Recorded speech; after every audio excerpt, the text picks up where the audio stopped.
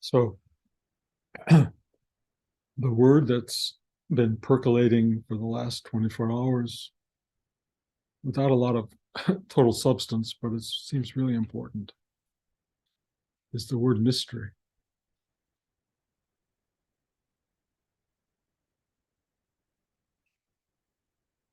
And most of us don't like living with mystery. We want to know the answer. And the idea that there might not be an answer is impossible for the human mind to accept. There's got to be an explanation. We've got to figure it out. Sure, it's there if we just do this or do that. And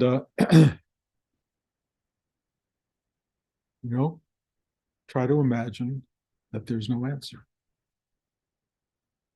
And not only is there no answer, but that the mystery is at the core of your entire existence. And it is not penetrable. It is not answerable. It is not knowable. What do you do with that? Well, you could ignore it, not think about it for a second. You can assume that various teachers or philosophers or whatever have given you the answer, so you're not a mystery anymore. This is what it is. This is how it works. This is what will happen to me in my life and my afterlife, and this is how the world comes together, and it's all about consciousness, and it's all about heaven and hell and God. And we have all these answers that make us think that we are knowing the truth.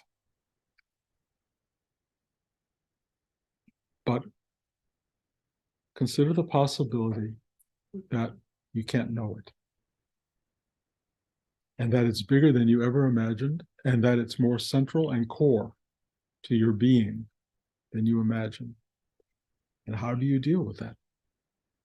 How do you make peace with not knowing? So, in the last week or so of my burgeoning old age with nothing to do but water plants and walk around my house and things like that, looking at the mystery kind of firsthand, I decided I would go online and see what other people have to say about all of this. It's funny because a lot of it comes to me. YouTube knows me, and it just brings all of these people with answers. So I go, okay, and I just start to listen to these incredible spiritual teachers. And interestingly enough, I've also begun to look into some of the other teachers in the Rudy lineage, people I've known and loved, but who I haven't always been in touch with, and whose teachings I haven't been listening to. And they're right there. We're all giving talks, and so I decided, well, check it out. And I've listened to a number. I don't know, should I go into all the details? Probably not. One, I will just tell you, I love that there are people who have been teaching Rudy's work for, in some cases, as long as me, which is almost half a century. So there's a lot of something going on. There's a consistency. There's a kind of energizing of this practice, of this work, that there is a kind of sharing of Rudy's practice. Each person teaching from their personality, from their perspective, from their mindset, every one of them and me, all of us, coming from a particular place. And is it Rudy exactly? Well, it's an interpretation of Rudy in the same way there are interpretations of Buddha and Christ, and you name it, any of the great teachers, there are lots of people interpreting. Is the interpretation 100% pure? Probably not. It's got to process through the particular person you're listening to. And if you vaguely or pretty much trust that person, you'll go, oh, that is the answer. That's the way it is. That's the end of the questioning. That's the solution to the mystery, because you decide you believe someone and their worldly approach to all of this, or spiritual approach to everything. And I have to say, each one of these people, a lot of fascinating things. One, and you probably are starting to see this, in terms of personality, almost nobody has changed at all. Hardly at all. There is a kind of wisening of the person, of wisdom, of old age. There's a certain kind of sense of been around the block, but they are, and we are, the same person. That surprises me. I thought we would all meld into a kind of singular conscious entity that would have a kind of shining truth to it, and we'd be like indistinguishable from each other. Hardly true. We're all seeing it through our particular eyes, and those eyes are, I hate to say it, but I will say it, imperfect. They're limited by us, by this body, form, history, narrative that we all come into the world with, probably for a purpose, but that's a mystery. But we come into the world with something. We're given experience, which creates a way of looking at the world. And when we're at the end of our life, we're still that person. And so I watch everybody giving their talks, and I'm so fascinated by it's still them. It's still them. And I have affection for and complicated relationship with everybody in some ways, some pure, some more available, some less so. But there is at the core of this particular group of people, Rudy's teaching. It's alive and well and percolating in a lot of different ways, and people are getting it in different ways. And there's something beautiful about that. I mean, really beautiful, because Rudy had a simplicity and a capacity to bring energy, quote unquote, higher energy into the atmosphere, take the vertical energy and horizontalize it so that everybody in the room could get part of it, and begin to have this, in a way, uplift into something higher and greater. All of Rudy's teachers do that. They work with that. It's an exquisitely beautiful thing. But the thing I've also discovered is a kind of feeling that the path leads to something specific. Like there's a goal, like there's a higher energy or a realization or something that comes and therefore ennobles you, ennobilizes, I don't know what the word is, makes you more noble. It makes you more a realized person. It makes you a more available, awake human being. And there's some truth to that. But there's a danger of arriving at, I got the answer. I have solved the mystery. I know the truth. I know it. And the Rudy's path possibly leads to something like that, to a kind of, I get it.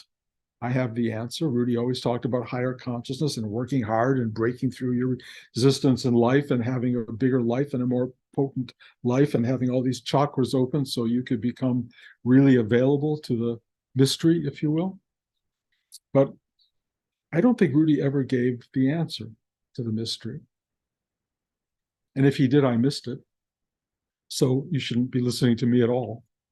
On the other hand, things come through that make the mystery wonderful. Make it wonderful. Not the answer, but the mystery itself. One of the teachers started talking, and he's very much into the classical tradition. He's very much into Sanskrit terminologies and Buddhist, Hindu terminologies, which I don't do very much, as you know, but I totally respect it. And one of the things he came up with in the talk that I was listening to was terminology that I think is Sanskrit. And the terminology is neti neti. For those of you who don't know neti neti, it basically means neither this nor that, not this or that, as a kind of explanation for all of this. Neither this nor that.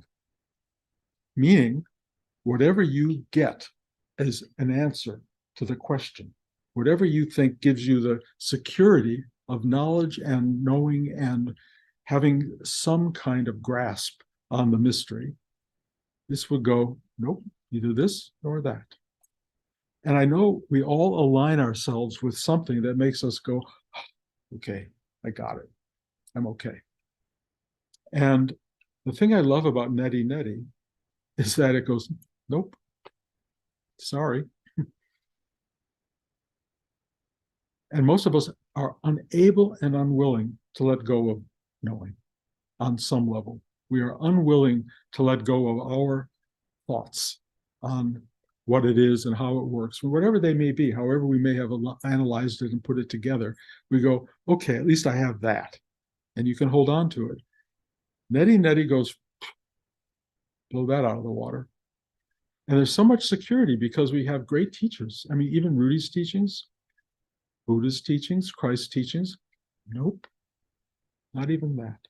Not that they aren't true, not that they don't have great value and great power, but the holding on to them as the answer is problematic because it reinforces the person who's knowing. The person who is knowing, which happens to be you, is a temporary phenomenon in biological terms. You all know that. You're not going to be here long. And people like Cheryl and George and me and Blanche, we really know that. You know, we have very limited time left in this incarnation. And when you get to limited time in this incarnation, you go, well, either you grasp more than ever to the thing that you think is going to hold you and take you, or you begin to realize, at least for me, this has been very powerful. Nope, neither this nor that. And you go, but then what? And there's no answer. There is no answer to that question. But it's kind of fascinating to watch what evolves. I watched one guy in one of these talks. He was so smart, Harvard educated, Yale, I don't know. He was so smart and he had the entire thing mapped out. And I went, yeah. He really, he articulated it with such beauty. And yet I felt he had no clue. It was a great approximation of truth.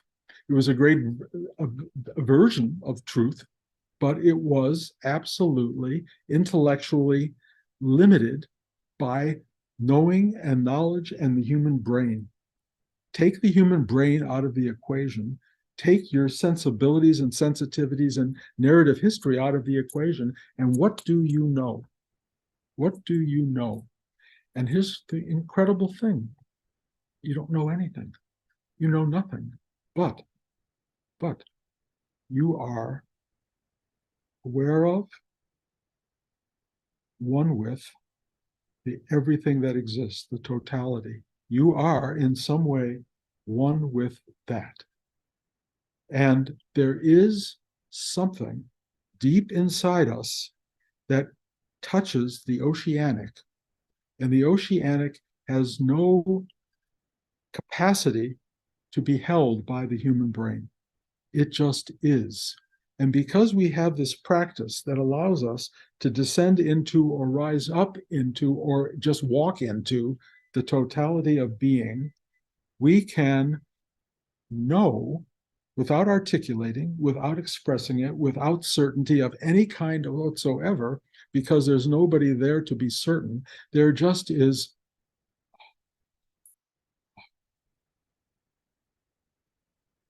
period. There's no me going, oh, there's just it. It is, if you will, self-aware.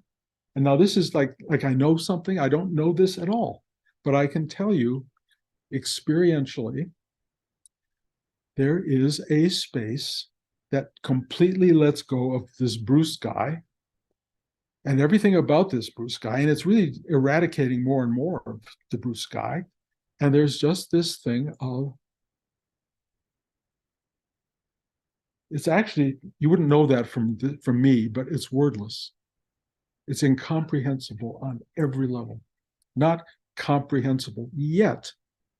It loves the human mind. It loves our thoughts. It loves the systems we build. It's not opposed to anything that we are. It's not opposed to anything. It is, we are part of the totality. We are one with all of that.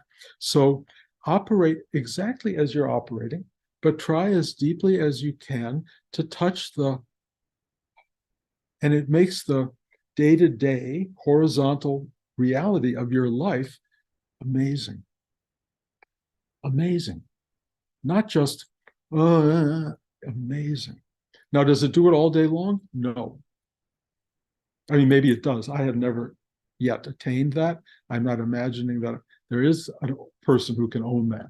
But do I have moments, glimmers of even periods of incredible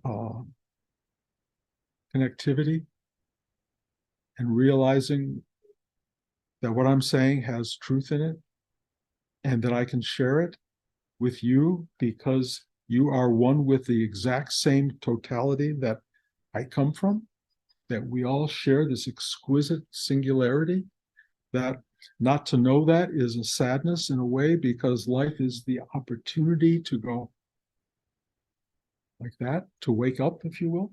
The waking up to life is not common. I see it rarely. But because of this particular group and all of you, I see more of it than I think most people get to see because there's a path to open-eyed, awakened wonder. There is a path. And I see so many people in the world and I look at them and I watch them and I go, they're walking through life, either their eyes closed or kind of like this. Their whole life. That's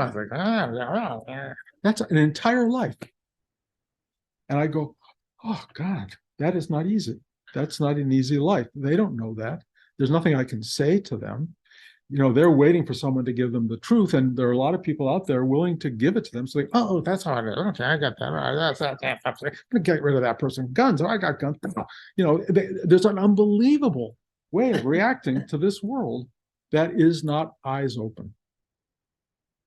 Eyes open is a process. And if you begin that process, there's a number of reasons you do it, usually because life is painful and hard, and you're looking for help, some solution. Sometimes I go through this word of initiation. Something initiates you, deep pain, deep loss, deep suffering. Something makes you go, please help me. And if you actually go to please help me, we probably all experience this because you're sitting here, something arrives. Rudy arrived for me, Blanche arrived for me. I have been profoundly helped by the world. The world is ready to love you and support you in ways that are unimaginable. And I talk about this pretty weekly, so forgive me like I'm talking like I know, but the experience I have is if you show up to this unknowable truth without grasping, but just show up and demonstrate in any way you can, as often as you can, your availability to it, to being less about you, ego-minded persona who knows, and this empty vessel who doesn't know, this thing that has lightened the load by getting rid of stuff and then maybe attain something called enlightenment. If you become this empty vessel, and if you prove your availability to the directives, if you will, of the highest powers that exist, and you show you're there for it, meaning that you pick up the toilet paper and put it in the toilet, or it's on the ground, put it in the basket, the garbage. You see someone who needs a hug and you give them a hug. You wash the dish that needs to be washed.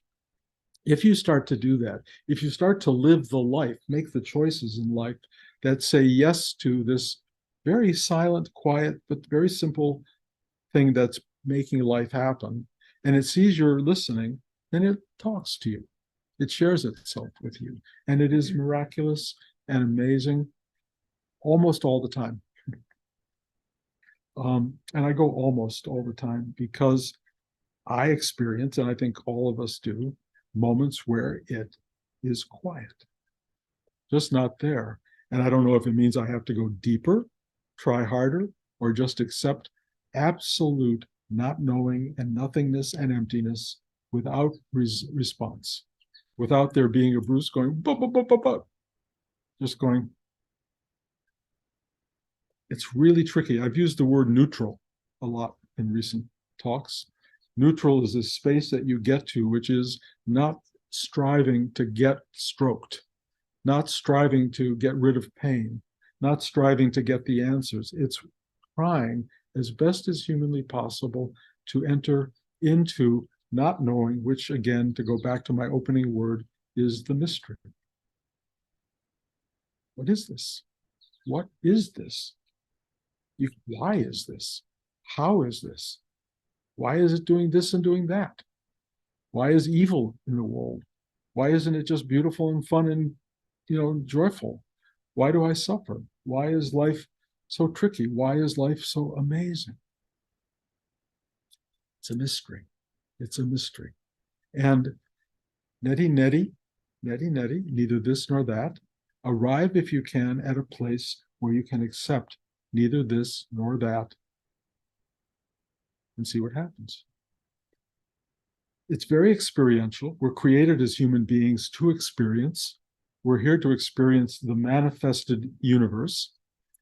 I love in a lot of these talks that I'm listening to from people, they talk about the world as a separate thing.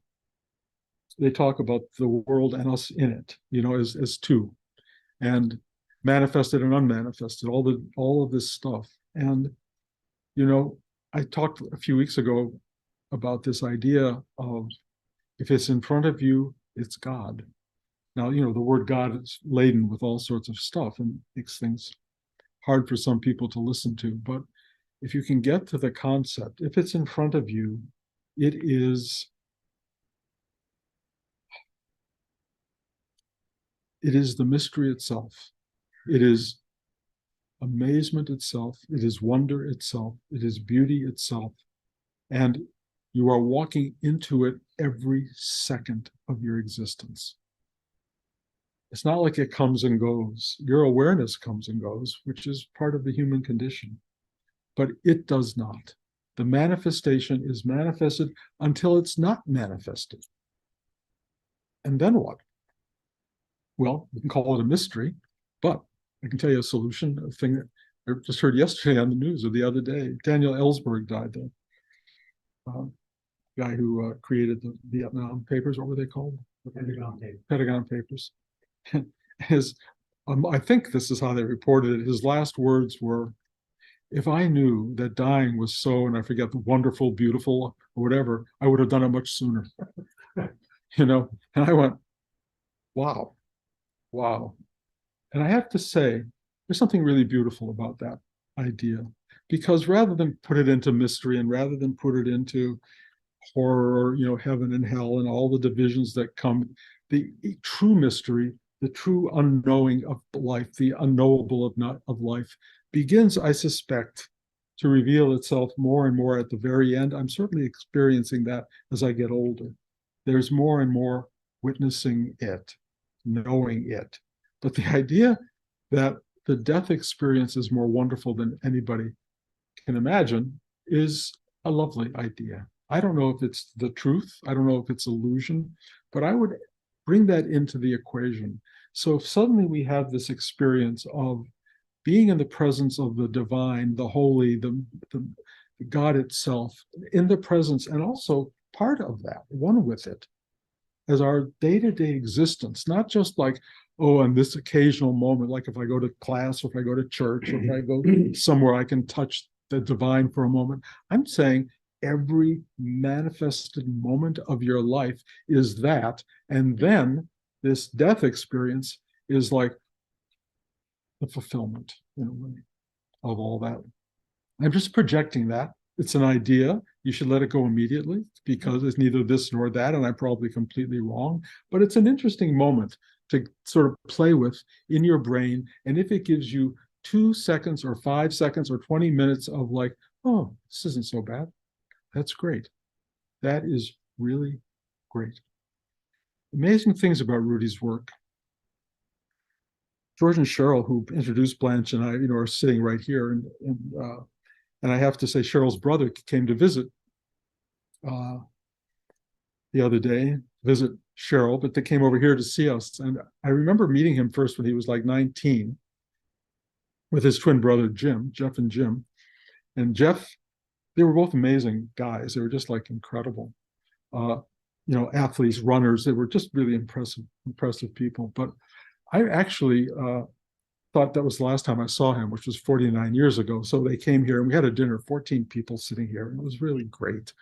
And we just started talking. And Jeff was one of the most unbelievably open-hearted, loving people that I've ever sat and just talked to. Just full of energy, full of life, dynamic beyond belief. And I went, he's never done Rudy's work. He's never meditated in his life. But then he corrected me. He said, well, you're wrong about that. He said, I came to your class back in Bear Hollow all these years ago. And I took a class with you. And I've never been the same since, is basically what he said. One class. Now, I may be misstating it. I may be glorifying it on some level. But what I'm really trying to get at is life's work, as Rudy called this, is really important. Yes, if you want to do this every day of your life, I definitely support that.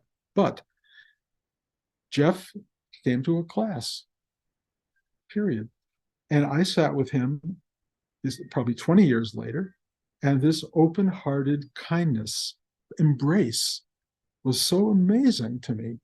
And I don't know that it goes back to that class. I have no idea. Maybe it doesn't. But what it did tell me is it doesn't matter if you do Rudy's work. It doesn't matter what you do. There's a million avenues. There's a million billion avenues, maybe 8 billion avenues to this understanding.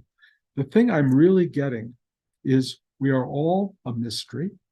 We're all a mystery to each other. Trust me, we are very mysterious to each other. We don't get each other very well or deeply. And that mystery only keeps evolving. I've been married to Blanche for 54 years almost. This week is it 54? And we're still mysteries to each other every day. There's stuff that goes on. So it's not like we finally have all the answers at all. We don't have all the answers. We're all complex. We're all differently made. We all have stories that inform us in different ways. But let me just say, the mystery is thrilling. It's exciting. Being part of the mystery is exciting. The wonderful thing about the meditative practice we do is that it opens your eyes to an awakening that allows you to look into the mystery and see other people and help them a little bit with their closed eye lack of awareness. You can help open people's eyes a little bit by hugging, loving, caring, emoting, empathizing with them, compassion. They can start to do this, but they may not. It's not a guarantee, but you can enter into the mystery individually, one-on-one with everybody around you, and you can have this exquisite sense of we're both the mystery. We are both that. We are both the mystery and neti, neither this nor that, which is the great mystery. No solution. But we are that together.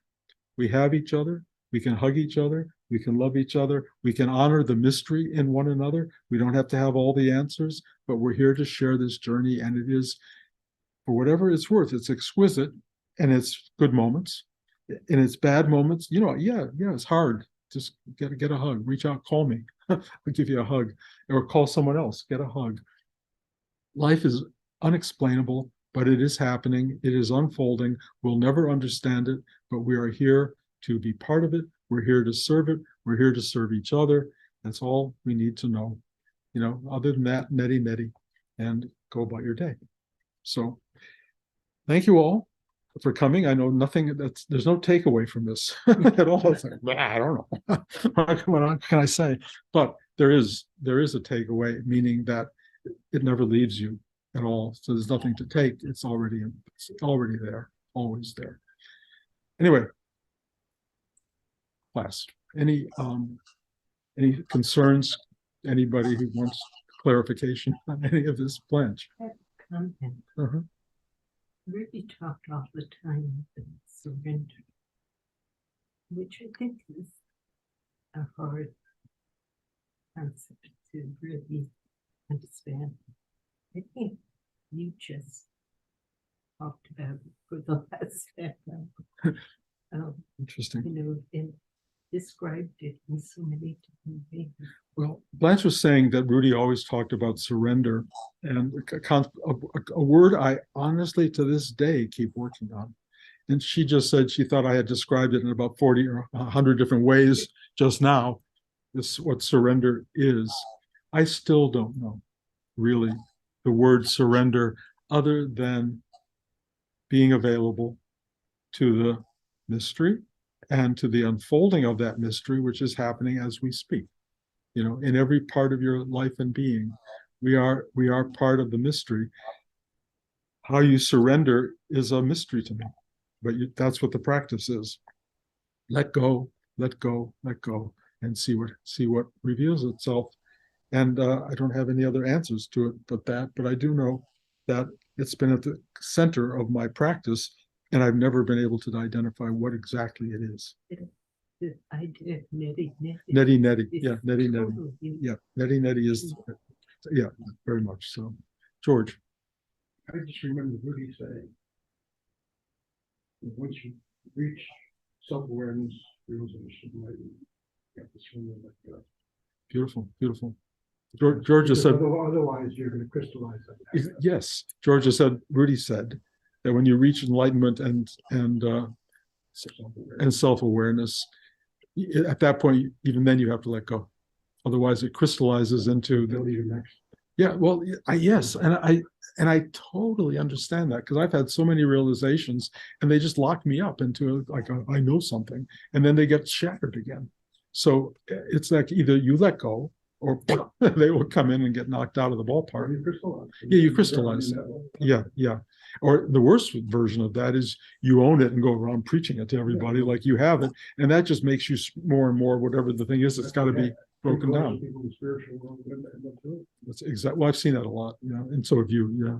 So yeah, you don't want to. There's no end. There's no end to neti neti. It just goes on. And trust me, try it. Try it. Stop knowing for sure. Just be it. Any questions in the Bruce? Okay, Dale.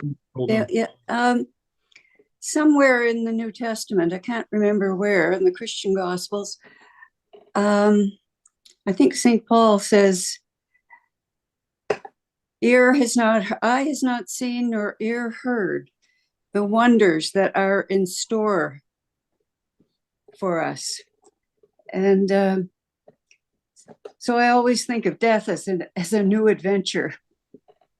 Yeah, I mean, I don't know what to say about it. I mean, of course, we all have different thoughts about whatever it is, but you know, I prefer to take that attitude than that it's nothing and emptiness and meaninglessness and whatever else that might be there. But I can't imagine a creation like this ends with nothing.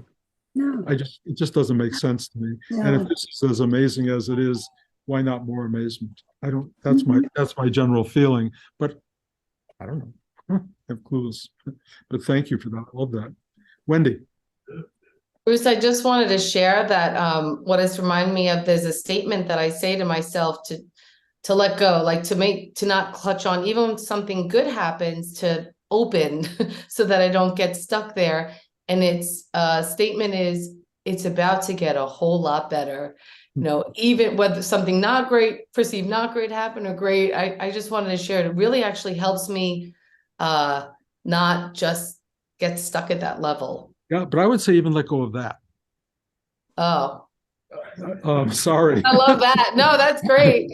No, only because it really is a definition that's holding a pattern, and you don't know. I mean, I have these moments, I have to say, that are sublime in every way, and feeling anointed on every level, and then they take it away, and they do it regularly. So Rudy, the plural guys upstairs, they take it away, and I go, but, and there's no answer.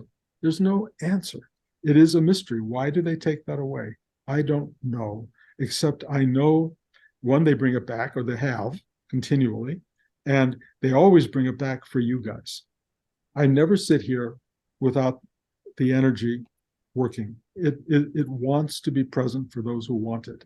That's all I know. But it doesn't necessarily come to me just because I'm sitting around with nothing to do today. I don't suddenly feel anointed, although there are times I do. I really feel like, for no reason at all, the universe is just flooding me with this thing, whatever it's called. But I've stopped holding on. I keep doing the neutral thing. I mean, I'm very grateful. I mean, beyond grateful, but I'm also totally aware that even that will go. There's nothing to hold. And the less there is to hold, the more you are. And that's my experience. It ain't easy. It's a practice, and you will be deprived of the joy when it goes away, like you can't even imagine, but that's part of it. It's just part of it. I don't understand it. I don't understand good and evil. In my universe, it would all be good, and maybe on the larger sense of things, it really is just good. But I don't know. I don't know. But take the whole. Take the whole. Be present. Watch what happens, and love everybody around you, because they're going through this with you, and they don't know either. So hug each other. Thank you, Bruce. That was beautiful. Surrender that. Right. Is that it, guys? Have we Bruce, I have a I'm sorry. May I have one comment? Yeah. I'm just watching Blanche in class, and I'm looking at Blanche's energy, and I feel like, married 54 years, but you're sitting in the class, enjoying the experience, and you're treating this class like it's your first experience with your husband and with the class. Just phenomenal to see that. Thank you. That's very sweet. Thank you. Well, there is something very real about you wake up every day and it's new. It really is first time. People don't get that really, because they come in with all the stuff built in place.